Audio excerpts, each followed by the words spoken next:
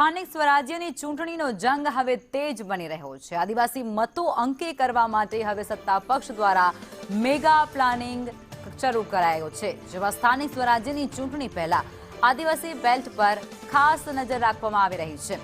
નાયબ મુખ્યમંત્રી હર્ષ સંઘવી આજે ડેડિયાપાડાની મુલાકાતે પહોંચ્યા, જેમાં આદિવાસીઓને રીઝવવા માટે એક વિરાટ જનસભા પણ તેઓ યોજશે અને મહાસંમેલન પણ તેઓ યોજશે, જેમાં 2 દિવસ પહેલા સરકારે નર્મદા જિલ્લા માટે એક ખાસ મોટી જાહેરાત કરી હતી। અને આજ મુદ્દે અમારા સંવાદદાતા પ્રતીક અમારી સાથે જોડાઈ ગયા છે। પ્રતીક, અત્યારે આદિવાસી જે પટ્ટો છે તે પટ્ટાને કવર કરવા માટે સત્તા પક્ષ અત્યારે જાણે પ્રખર કામગીરી કરતું હોય તેવું કહી શકાય, કારણ કે આ પહેલા તેઓએ નર્મદા માટે ખાસ ફાળવણી કરી છે કરોડો રૂપિયાની ગ્રાન્ટની, અને ત્યારબાદ હવે જે નાયબ મુખ્યપ્રધાન છે તેઓ પણ ડેડિયાપાડા પહોંચી ગયા છે।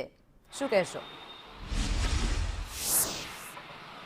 લખમાં વર્ષોથી આ જ પ્રકારની રાજકારણ જોવા મળી રહ્યું છે, કારણ કે આદિવાસી બેલ્ટ છે તે ગુજરાતના રાજકારણ માટે ખૂબ જ મહત્વનો માનવામાં આવી રહ્યો છે। અને આ જે બેલ્ટ છે તેની વાત કરવામાં આવે તો દક્ષિણ ગુજરાત હોય, મધ્ય ગુજરાત હોય કે પછી પૂર્વના પટ્ટા હોય, લગભગ 27 બેઠકો એસટીની બેઠકો છે 182માંથી, અને 10 થી 15 અન્ય બેઠકો એવી છે કે જે બેઠકો ઉપર આદિવાસી વોટ બેંક છે તે મહત્વનો ભાગ ભજવતા હોય છે। અને આ જ કારણથી જ્યારે પણ ચૂંટણી આવતી હોય છે ત્યારે આદિવાસીઓને રીઝવવા માટે આ પ્રકારની જાહેરાત થતી હોય છે।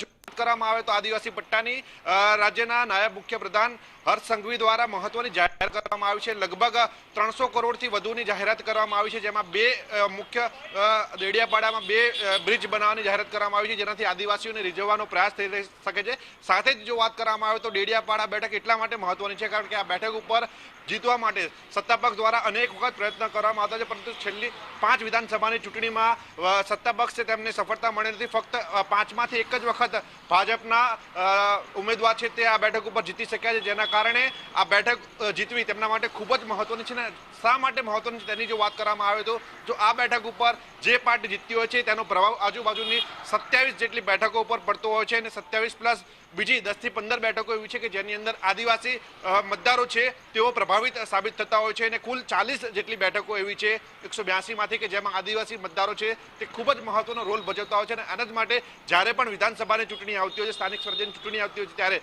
આદિવાસી વોટ બેંક ઉપર વધારે ફોકસ કરવામાં આવતું હોય છે, અને આ જ પ્રકારની રણનીતિ છે તે ભાજપ દ્વારા તૈયાર કરવામાં આવી છે। સાથે જ જો વાત કરવામાં આવે તો ડેડિયાપાડા બેઠક ઉપર હાલ આમ આદમી પાર્ટીના ધારાસભ્ય છે તે ખૂબ જ મજબૂત માનવામાં આવી રહ્યા છે, તેઓ વિધાનસભામાં પણ સત્તા પક્ષ ઉપર ભારે પડતા હોય છે, જેના કારણે ભાજપનું ગણિત એવું છે કે જો આ બેઠક ઉપર સત્તા પક્ષ નો ધારાસભ્ય ચૂંટાઈને આવે તો તેમને જે મુશ્કેલી પડે છે આદિવાસી બેલ્ટ ઉપર તે ન પડે, અને આદિવાસી બેઠકો છે તે અંકે કરવામાં તેમને ખૂબ જ સરળતા રહે। અને આ જ કારણથી આદિવાસી વોટ બેંક છે તે હંમેશા સત્તા પક્ષ માટે કેન્દ્રનું સ્થાન રહ્યું છે, એટલે જ્યારે પણ આ પ્રકારની ચૂંટણી આવતી હોય છે ત્યારે સત્તા પક્ષ દ્વારા આવી મોટી જાહેરાત કરવામાં આવતી હોય છે, આદિવાસીઓને રીઝવવાના પ્રયાસ કરવામાં આવતા હોય છે। આદિવાસી જે પટ્ટા છે તેના પર સત્તા પક્ષ દ્વારા ખાસ ધ્યાન આપવામાં આવી રહ્યું છે। આપ જોડાયા તે બદલ આપનો